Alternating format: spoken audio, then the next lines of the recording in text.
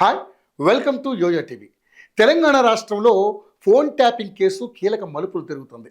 సాధారణంగా తీవ్రవాద కార్యకలాపాల వంటి వాటిని పసిగట్టడానికి వాడే ట్యాపింగ్ వ్యవస్థను రాజకీయాల కోసం, వ్యక్తిగత ప్రయోజనాల కోసం, వ్యాపారులను బెదిరించి డబ్బు గుంజడం కోసం ఉపయోగించారన్న ఆరోపణలు, కుటుంబ సభ్యుల సంభాషణలు కూడా విన్నారన్న ఆరోపణలు ఉన్నాయి. ఈ కేసులో A1గా ప్రభాకర్ రావు, రిటైర్డ్ ఐపీఎస్. ఈయన ప్రస్తుతం అమెరికాలో ఉన్నారు.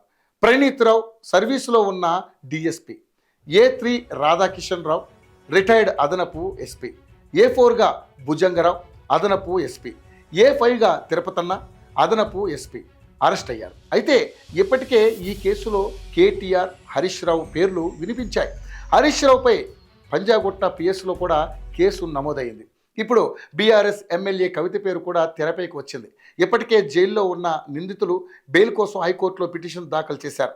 ఈ నేపథ్యంలో కోర్టులో కవిత పేరు కూడా వినిపించింది. కేసీఆర్, హరీష్ రావు, కవితలు వెంకటరామరెడ్డితో రాధాకిషన్ రావు టచ్లో ఉన్నారని, అందుకు సంబంధించిన ఆధారాలను సైతం ప్రభుత్వం కోర్టు ముందుంచింది. రాధాకిషన్ రావుకు బెయిల్ మంజూరు చేయవద్దని కూడా ప్రభుత్వం తరపు లాయర్ తమ వాదనలు వినిపించారు. ఈ నేపథ్యంలోనే యశోద ఆసుపత్రికి వెళ్ళినప్పుడల్లా రాధాకిషన్ కోర్టు తీసుకెళ్లేవాడని కూడా తెలిపింది. అదే కాకుండా దేశ భద్రతకు సంబంధించిన డేటాను సైతం ధ్వంసం చేసినట్లుగా సమాచారం. అయితే ఈ కేసులో మొదటిసారి కవిత పేరు వినిపించడం రాజకీయాల్లో ఆసక్తికరంగా మారింది. ఇప్పటికే లిక్కర్ స్కామ్లో 6 నెలలకు పైగా జైల్లో ఉండి వచ్చారు. ఇప్పుడిప్పుడే పాలిటిక్స్లో యాక్టివ్ అవుతున్న సమయంలో మరో కేసులో ఆమె పేరు వినిపించడం ఆసక్తికరంగా మారింది. అయితే ఈ phone tapping IT act section 66 కింద, Indian telegraph act 2007 section 419A కింద రాజ్యాంగంలోని ప్రాథమిక హక్కు అయిన గోప్యతా హక్కు కింద నేరం. 1988లో కర్ణాటక ముఖ్యమంత్రి రామకృష్ణ హెగ్డే ఈ ట్యాపింగ్ గురించే రాజీనామా చేయాల్సి వచ్చింది. సాధారణంగా ఫోన్ ట్యాపింగ్ను తెలుగు రాష్ట్రాల్లో మావోయిస్టు, ఇస్లామిక్ తీవ్రవాదుల విషయంలో ఎక్కువగా వాడేవారు. తర్వాత ప్రత్యేక తెలంగాణ ఉద్యమ సమయంలోనూ బాగా వాడారు. ఇక ఇజ్రాయెల్ నుంచి వచ్చిన పెగాసన్ సంగతి తెలిసిందే.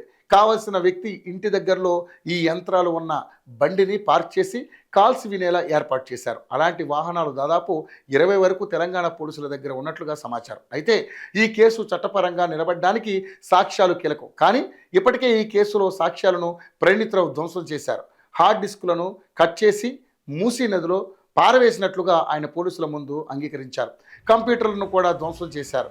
దీంతో సాక్ష్యాలు సేకరించడం కష్టం అయినప్పటికీ తెలంగాణ పోలీసులు తమ ప్రయత్నం చేస్తున్నారు. ధ్వంసం చేసిన హార్డ్ డిస్కులను మూసీ నదిలో పారేశారు ప్రణీత్ రావు. లాగర్ రూమ్లో ఉండే ఆధారాలు ధ్వంసం చేశారు.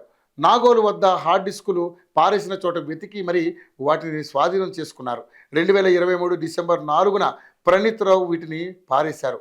ఆఫీసులో ఫైళ్లు తగలబెట్టిన సాక్ష్యాలను కూడా ఈయన పోలీసులు సేకరించారు.